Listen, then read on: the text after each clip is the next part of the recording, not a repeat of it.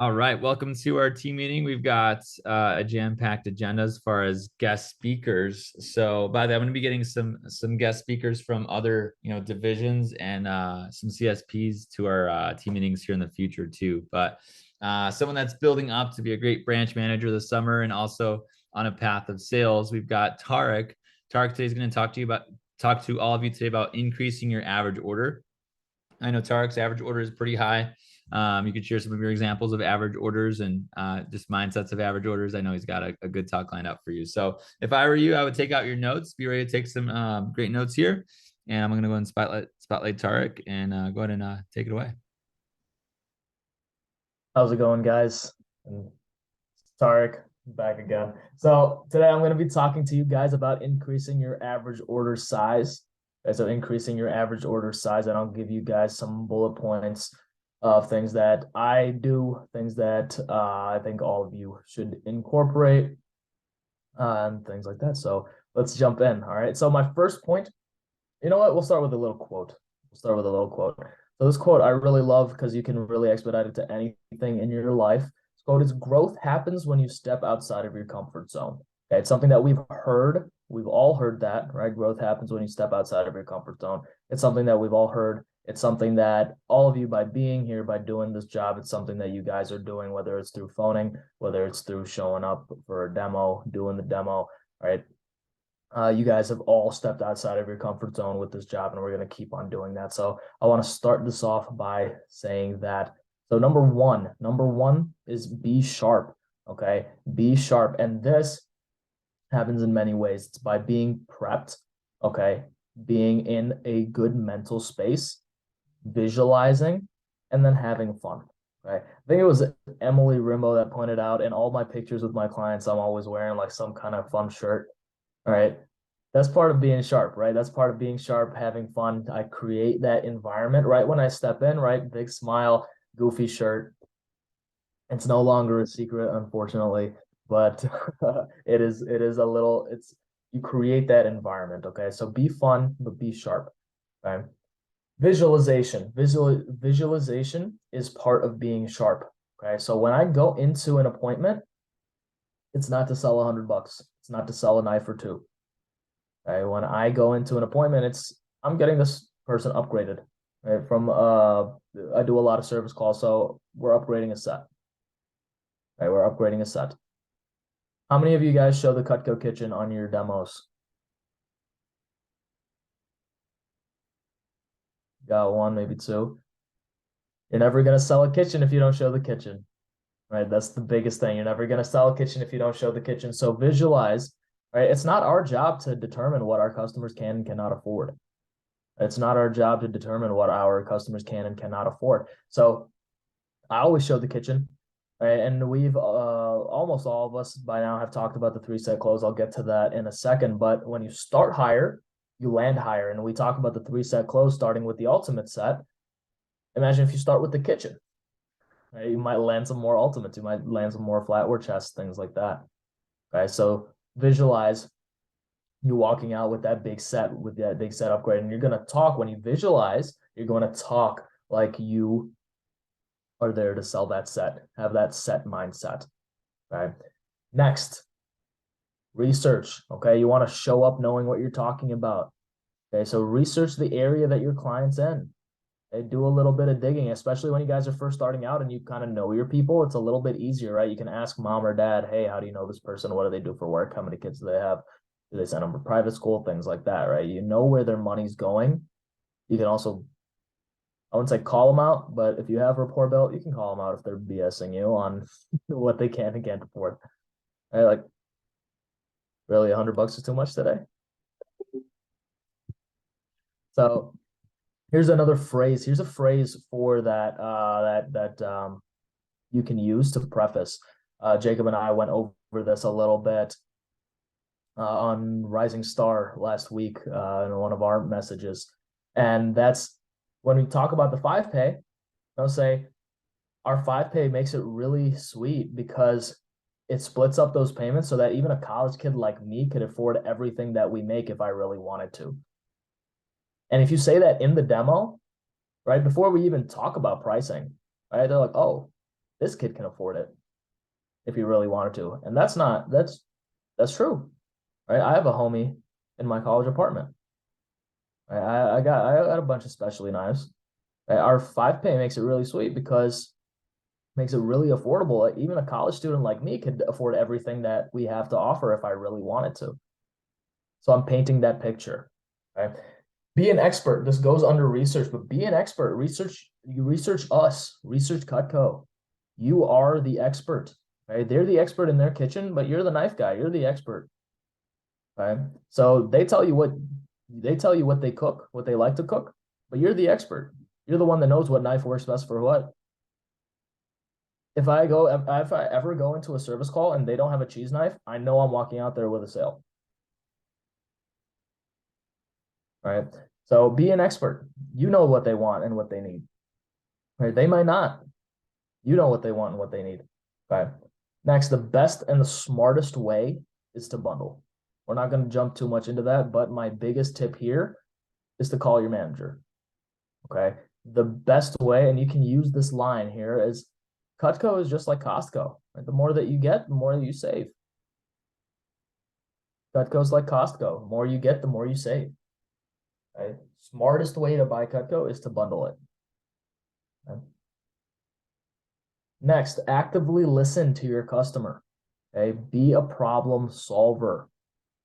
Everyone's got problems in their kitchen. Everyone's got problems in their kitchen. Okay, so be a problem finder and a problem solver. Just like when we build rapport and we find their hot button, right? The thing that they can't stop talking about. It's the same thing. You want to find pain points. Okay, find pain points.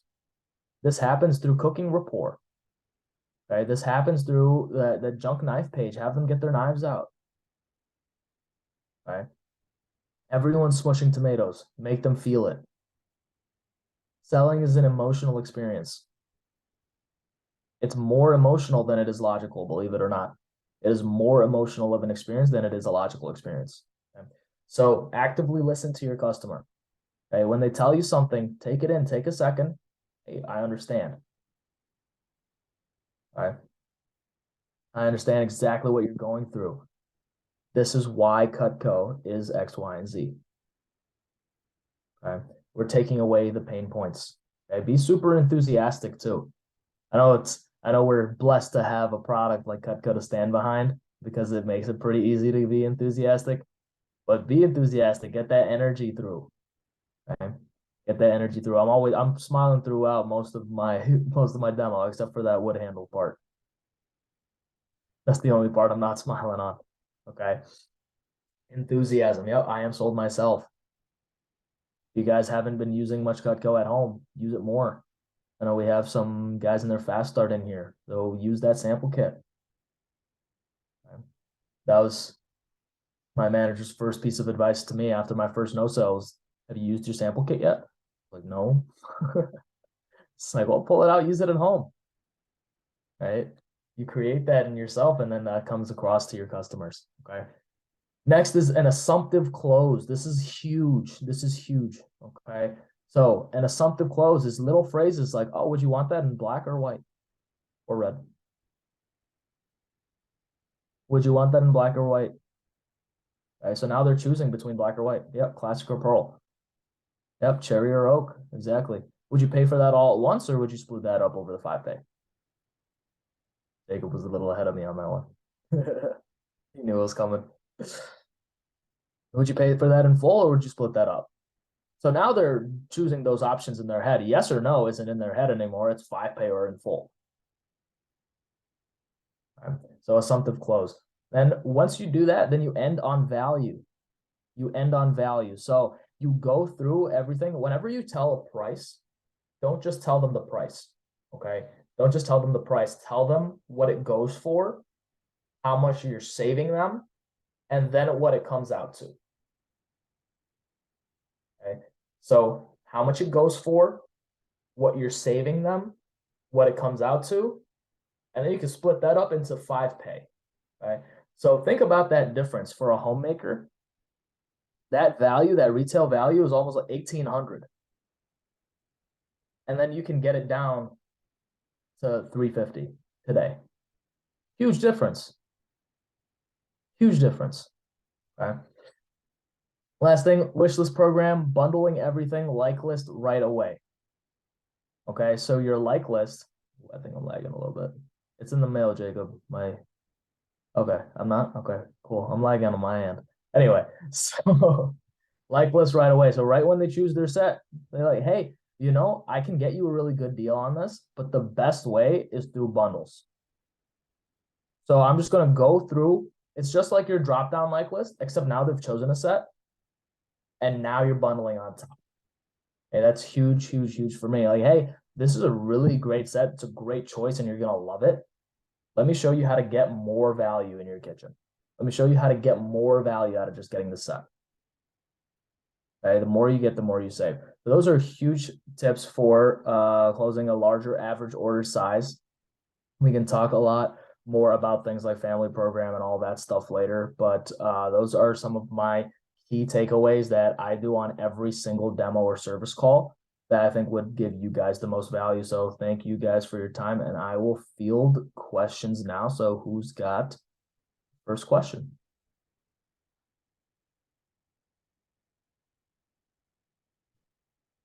Get some virtual hand raises going.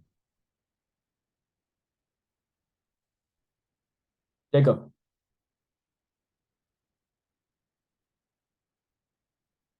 There we go. He's loading up the virtual. Loaded There we up go. virtual hand. So Tariq, go ahead and share with us what's been your biggest order of your career? My biggest order has been, it was 6262, so 6,262 CPO. 6,200 CPO, and that was on one order. How did that happen? Referrals. That happened through referrals. That's how I got in contact with him. I built a lot of rapport, got him really invested in my goals. And then through that rapport, I found out that he's got a couple places that he lives, depending on the season.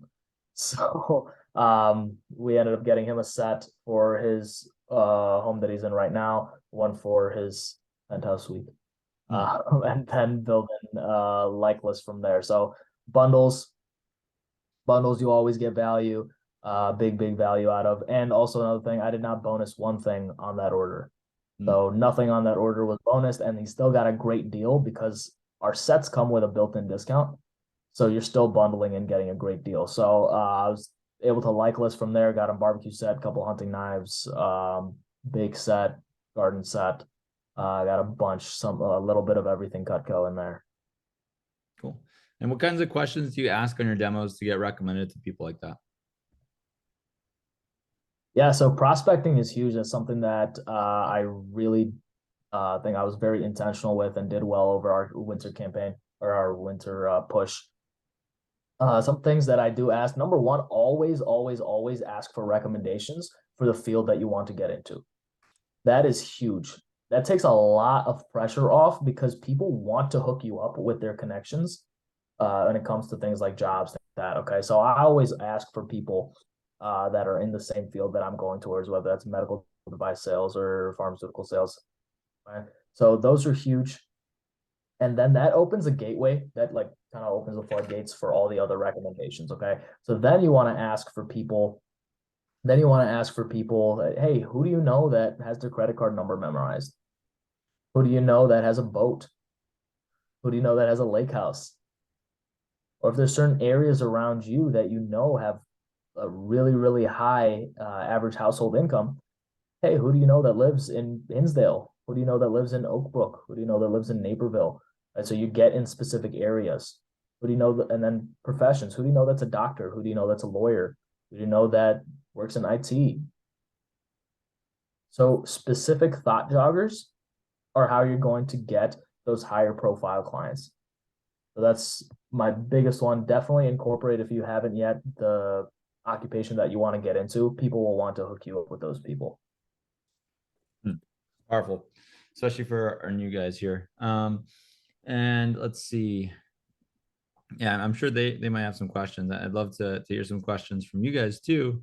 You've got Tariq here. Tariq, how much Cutco have you sold in your career? About 34K thus far. 34K. And how much did you sell in your fast start? 12.5K. Cool. So most of that was done between essentially like January and February and March of this year. Because I know you're at like 15K in sales by the end of the summer, like right around there. And then you just really increased your Yeah. sales from that point. So newbies, let's have you guys ask some questions. Nick, Azriel, Tisha, what you guys got? Kyle.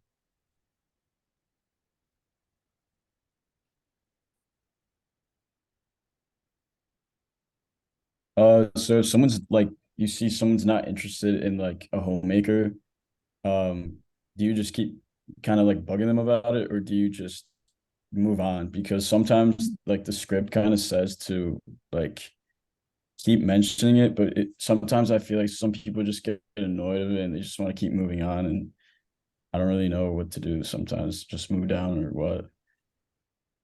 Yeah. So when you say the script keeps mentioning it, the script mentions the price as a price comparison, right? Is that what you're referring to? Yeah, so um I think it's like so if you know like they're not interested when it says like would you I forget what it says, but like I always ask for feedback from every like meeting that I have, and they always say like sometimes like it can get repetitive with the things like I said over the script. Um and they said like is there any way that you shorten it or you add more to make it like more entertaining for them? Yeah, so I think whenever we go over three set close next, make sure that you are on that meeting, whether it's Rising Star or a Champs Club or anything like that. But three set close is huge because you give them the options of like complete set, signature set, or the homemaker, and then the one that you're talking about is going to be the one that they choose. So you're already putting them in like the driver's seat in that, okay? Yeah. But as far as what you're doing right now, I think the biggest thing is objection handling, and that's actually going to be our Rising Star topic this week. And a big thing with objection handling is really understanding what they're saying to you. So when they say no, there's usually a couple reasons. It's either it's too expensive or there's too many pieces. They don't think they'd get a lot of use out of every piece. Okay. So you always want to digest what they're saying first, right? So Azriel, what are you usually hearing? Is it the pricing or is it like the set really wouldn't be of use? Well, for me, well, I usually I got some like two people to buy the homemaker my first weekend, but I noticed that some other people weren't really interested. And they were just kind of I guess it was like too expensive for some people. They kept saying that, like the people that didn't buy the homemakers. Um However, I still tried to like push them to get it or see what they were really interested in. But yeah, that's pretty much what I was doing. Okay. So big thing, number one, we don't want to be pushy, right? We want to understand, we want to work with them, right? Because it's you're selling for them, not to them. Okay. So because everyone cooks, everyone gets a lot of use out of their Cutco. Okay. So number one, if they say that they're not really interested, I would not say just leave it and move on, but I definitely wouldn't say just to try to like cram it down their throat. What I would say is understand why they're saying that. Because I think that's the biggest thing from what I'm hearing right now from you is they're like, oh, I think it was too much, right? But you actually need to find out what the actual objection is. So say, hey, Mrs. Jones, I totally understand. What is it specifically about the homemaker that you're unsure of, right? Then they'll tell you if it's price, if it's pieces, right? If it's like, oh, it's just too many pieces. Then you jump in and say like, oh, is there anything in there that or inquire about that, right? So really get to the root of it, right? So inquire which pieces, right? What do you and when we went through names and uses, right? Cooking report is huge. You want to do have you gone through cooking report at all, Asriel? The what? Cooking report? You just No, aren't, I've No. not. so no. Right. Okay. So one thing that I would incorporate into your demos is before names and uses. So definitely write this down. Before names and uses, add a little section called cooking rapport. Okay, because you want to make it more conversational and less presentational. Okay. And the best way to handle an objection about too many pieces is to make sure that before you jump into them, they already know that they're going to be getting use out of every piece. So cooking rapport is pretty much before you jump into names and uses, you're like, hey, Mrs. Jones, I really want to cater this to you. So before we jump into the sets, what do you love to cook? What are you cooking most? Okay. And then they'll tell you, and then you can split it up into categories. Hey, let's go meats first. Right. You ever sometimes maybe cook chicken, steak, and use that phrase, sometimes, ever, maybe, okay, or sometimes, ever, once in a while. Because if you say, hey, do you do steak, and they're like, I don't know, maybe here or there, that's a negative reaction. But if you say, hey, do you ever sometimes maybe do steak, and they're like, yeah, even though you're still saying the same thing, it's a positive reaction, and they're like, yeah, I do cook steak. So you want to cater it to them. That's going to take care of most of your objections to homemaker pieces, because a homemaker genuinely is not big enough for a family. I have a homemaker in my college apartment. Okay. The homemaker genuinely is not big enough for a whole family. You're going to take care of all of those piece objections. If you go through and right when they say like one or two uses for each piece, you've got them locked on the pieces. Now, pricing is another thing. Pricing is a different objection, right? That one, you can phrase it in multiple ways. Number one is that nugget that I gave you guys earlier that, hey, because of that 5 pay, a college kid like me could afford everything that we have if I really wanted to.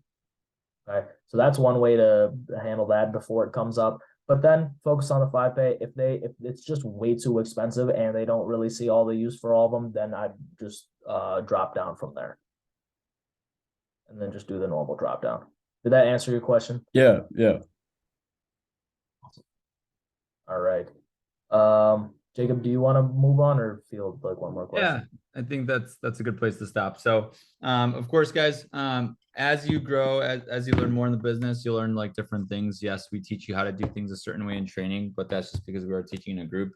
And then when you do run, or when you do get a chance to come to a team meeting, you'll see like how we can build on what you learn from training. So training is builds your foundation, and after that we build the rest. So things like handling objections, things like understanding how to understand the customer's concerns and like reflectively listen. Like you'll learn a lot of those things at Champs Club, Rising Star, and team meetings. So I just want to say thank you for the talk there. Let's give Tariq some snaps. Thank you, Tariq. I'm going to stop the recording here.